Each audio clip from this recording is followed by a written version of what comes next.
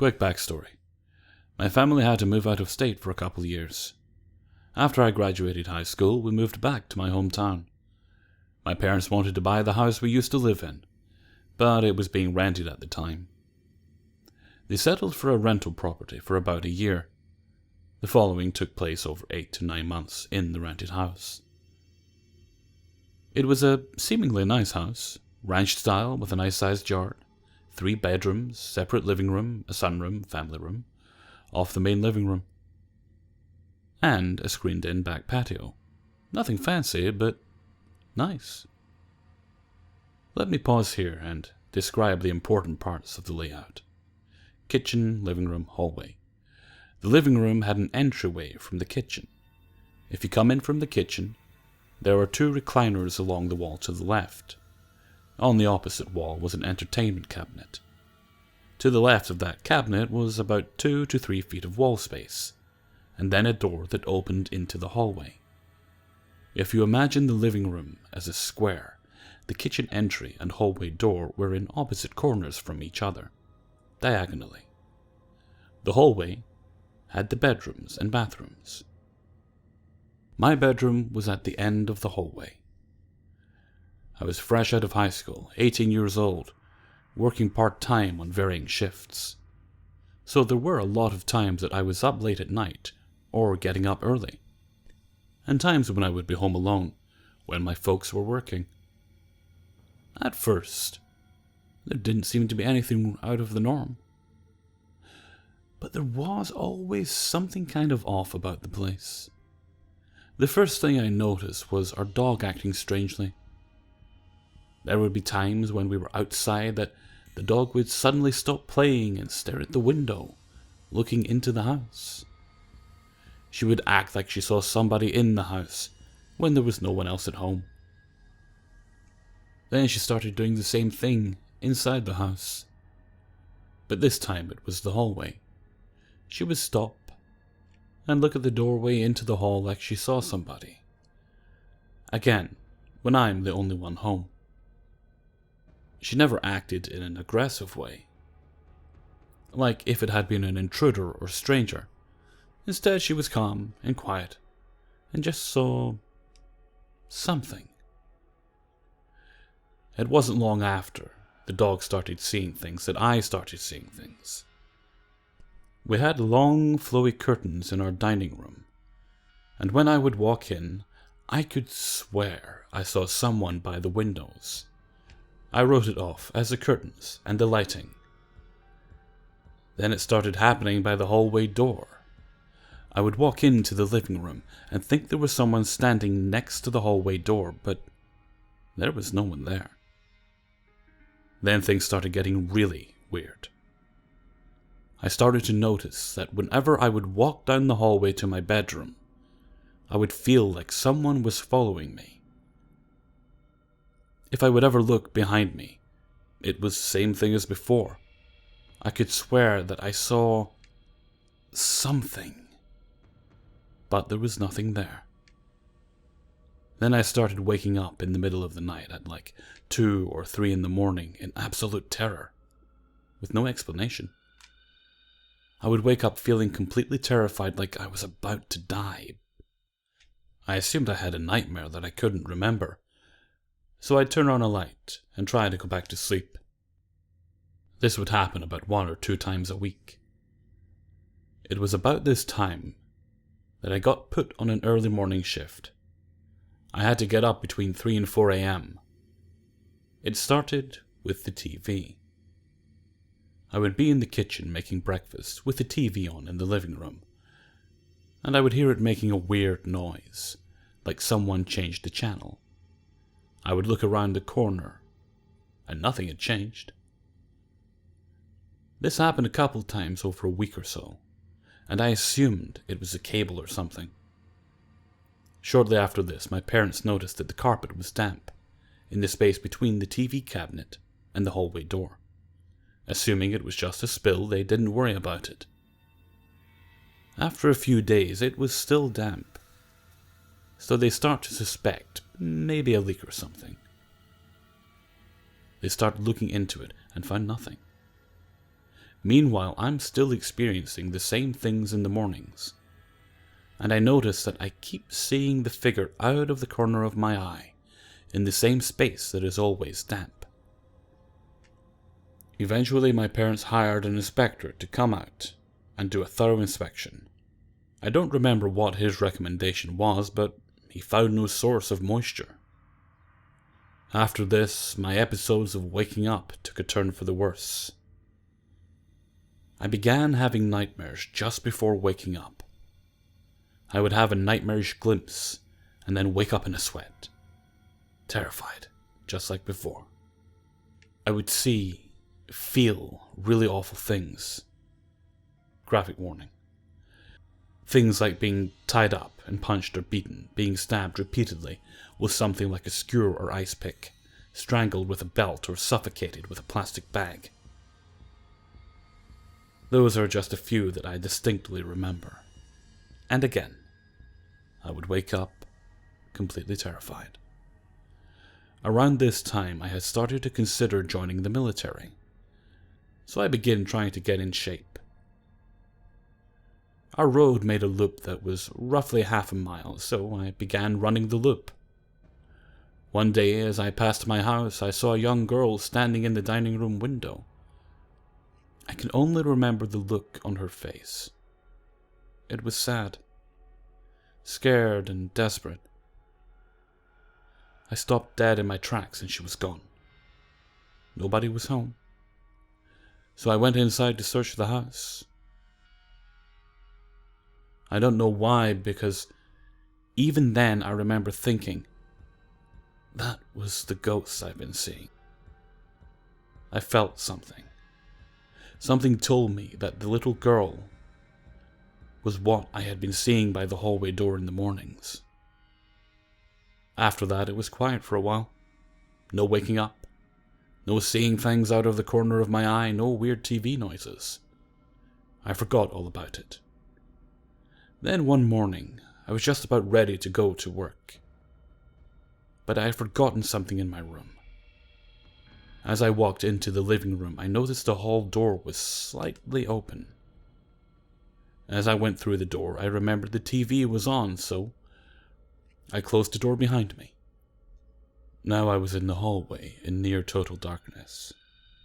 As I walked carefully and quickly toward my bedroom, I remember being afraid, again, and thinking I shouldn't be scared of the dark. It was at this moment that I felt a small hand reach up and take mine. It was small, light, and felt like when a little kid takes your hand to cross the street. I freaked out and sprinted to my room. I spun around and turned on the lights. There was no one there. All the doors were still closed. I grabbed my stuff and took off for work. Quickly. It was not long after that I took a new job and moved out on my own. They moved out a few months later. Neither my parents nor my brother have ever discussed experiencing anything strange in that house. I just remembered something that I felt compelled to share. I've only played with a Ouija board once, and I never will again. I can't believe I blocked this out. This story is absolutely 100% true, and is giving me chills just thinking about it. In my senior year of high school, a friend of mine, Andy, decided to bring a Ouija board to school. My best friend Carly, my boyfriend Nolan, and I wanted to find out if they worked, and if the school was haunted. Now, one thing I feel I should note is our school was a training ground for soldiers in World War I, and has a secret bunker underneath the grounds that few people are allowed to enter. The drama classroom is in the basement, which also houses the only entrance to this bunker. My English teacher was also one of the drama teachers, the second being away on vacation. So I decided to ask if he would let us into the drama room to test out the Ouija board, when there wasn't any class going on. He asked why, and because he was my favorite teacher, I had no problem telling him it was for a Ouija board, and that was the only room we could get completely dark. He agreed so long as we didn't haunt my goddamn classroom. So here we are, 4 dumb kids in a pitch-black basement that's already said to be haunted, sitting on a table with only a phone flashlight to see the board. Hands on the planchette. I think that's what it's called, not sure. We start asking who's there, and the first name spelled out is Maria. Nothing odd about that, right? Wrong. Maria is my boyfriend's grandmother's name.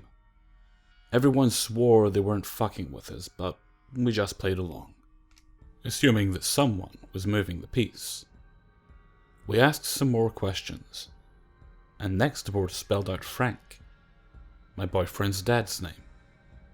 Now he and I were starting to get a little freaked out, but Andy and Carly just laughed at us. We said it wasn't funny, it was weird. They assumed we were moving the piece now, but I knew damn well I wasn't, seeing as I was scared as fuck of using a Ouija board. My boyfriend swore he didn't move it either. A few more questions. The board kept pointing to the moon, generally indicates bad spirits, and saying goodbye. But we pushed on to play with this stupid thing. Eventually, Carly and I decided we were going to run up to the bathroom quickly, leaving Andy and Nolan alone. We weren't even gone for a few minutes when we got back. Both Andy and Nolan scared out of their fucking minds. We asked what happened, and they explained. The two decided to move the board into the center of the floor, and Nolan picked up a pen for whatever reason. He tossed it over towards the couches, which were maybe 15 feet away. And then they went back to the board. The second they touched the planchette, the pen dropped straight down from the fucking ceiling, into the center of that goddamn board. After, he threw it across the fucking room. Carly and I told them to cut the shit. But they were so scared we knew they weren't lying. We flicked the lights on, and lo and behold, the pen was right in the center of the Ouija board, no pen near the couch. Now we were all scared out of our minds and decided it would probably be best to say goodbye and get the fuck out of there.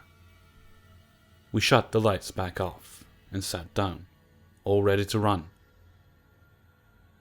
Threw the pen away again. We said goodbye, and the board kept moving to no. Fuck. We said goodbye repeatedly, always moving the piece back to the center, and it always moved to no. Probably 10 times. Eventually we decided that was enough fucking around and we left anyways. Now this last part was what made us pick that board up and run. I swear on my fucking life this is true. We stood up. Single phone flashlight, still illuminating the board, the piece in the middle. We left it on the floor, going to pick up our backpacks to leave. We walked back to pick the board up, and I almost shit my fucking pants. The piece was pointing at goodbye. We left it in the center. We ran out of that room faster than Usain Bolt. My skull was fucking haunted.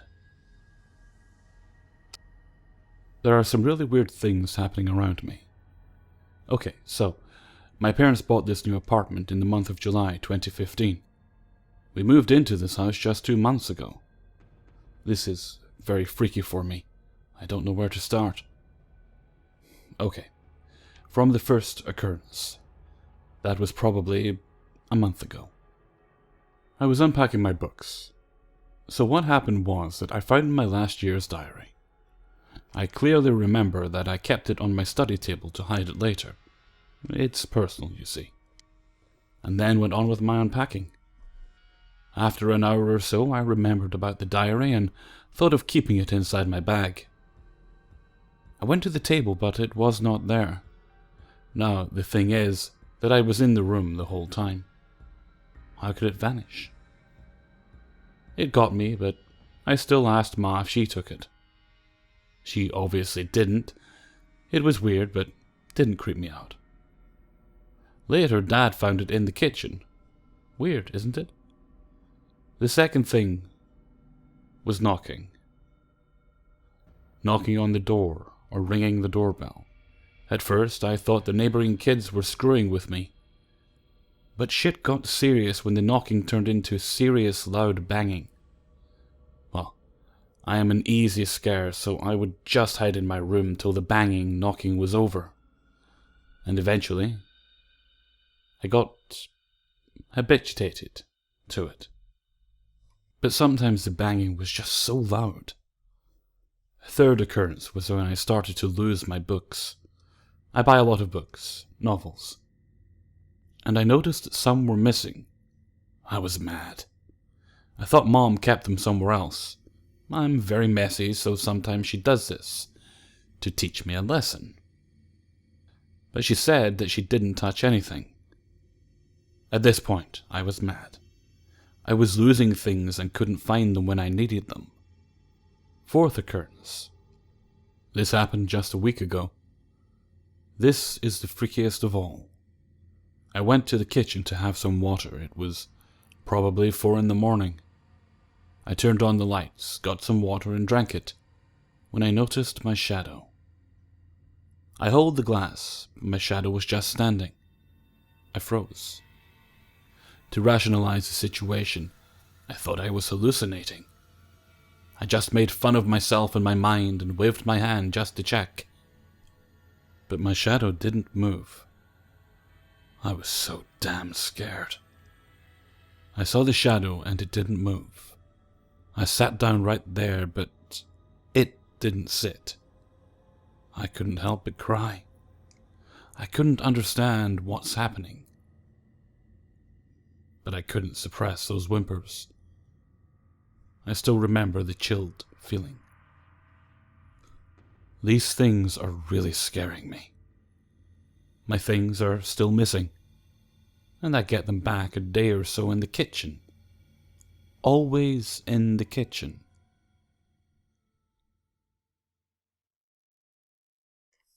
Hey everyone, Hellfreezer here, and thank you very much for listening to True Paranormal Stories, Episode 9. Slight change in the planned upload for today. It was going to be a Scary Stories collaboration with Mortis Media, but unforeseen circumstances have pushed that back till next week. So, today's paranormal stories, bit hastily put together because I was running late, but my little side project, i.e. decorating my living room, is done with now, and it looks very good. Not that you guys will ever see it, but it looks very good. Let me think, what's planned for the rest of the week? Well, I think tomorrow might be subscriber stories. I'm going to have a look through my email, see what I've got there, so don't hold me to it, but I'm thinking it's probably going to be subscriber stories. Saturday, I haven't decided yet. Sunday will be True Scary Stories, and I'm hoping by Monday or Tuesday to get my feature-length project up. It's going to be about 30 stories. I think I mentioned that in a previous video. Might be a little more. We'll see what I have by the time I get there. But I think it's going to be a good one. Okay. Anyway, until next time, thank you very much for listening, and take very good care of yourselves.